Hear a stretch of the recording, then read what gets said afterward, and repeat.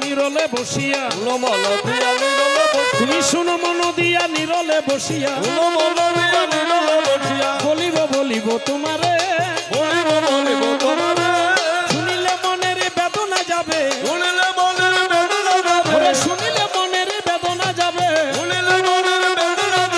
রবে না যাতনায় অন্তরে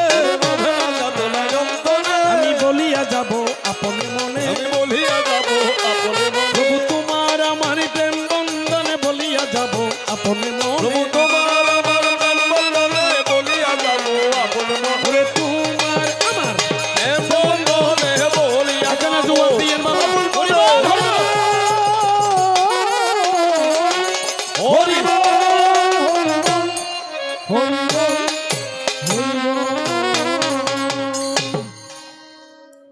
আপনাকে জগৎপতি বলে সম্বোধন করি আমরা। আপনি কি? অনাদির আদি গোবিন্দ ভগবান শ্রীকৃষ্ণ। গ্রন্থাদিতে দেখা যায় আপনি জগতের মালিক, আপনার কাছে কিছুর অভাব নাই। বিভিন্ন পুরাণাদিতে দেখা যায় আপনি জগতের পতি। বিভিন্ন গ্রন্থে পাওয়া যায় আপনি পুরুষ উত্তম, আপনার উপর আর কোনো পুরুষ নেই। আচ্ছা ভগবান, আপনার কাছে এত ক্ষমতা,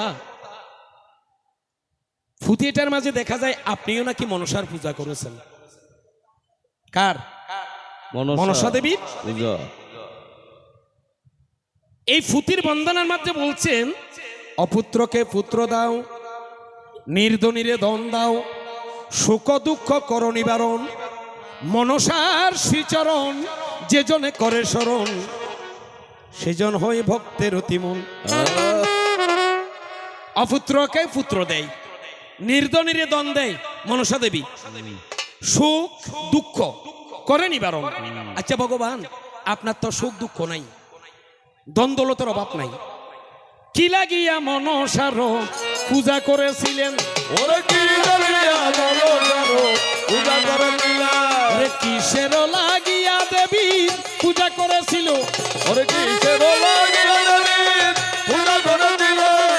একটু করে অভগবান বুঝাইয়া বলিও,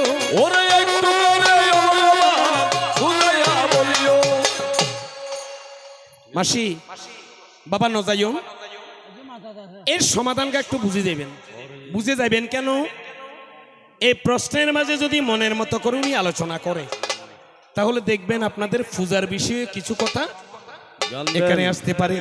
তাই ভগবান, অন্য কথা নাই, এই একটি কথাই আপনার চরণে নিবেদন করি।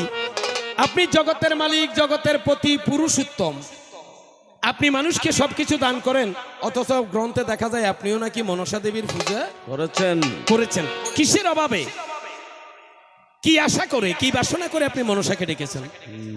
এই জন্য আপনার কাছে জানিবারে চাই, দেখি আমার প্রাণের কৃষ্ণ কোন পথে চালাই। এবার হরে মুরারে মধু কৈটবারে গোপাল গোবিন্দ মুকুন্দ সরে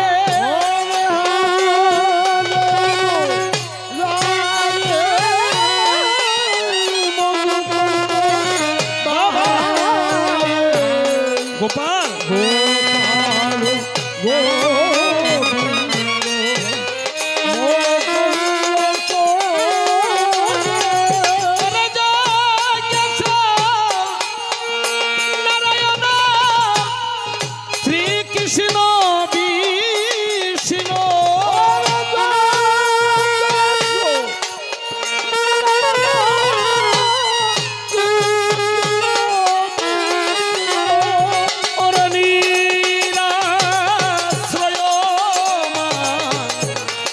জগদীশ্বর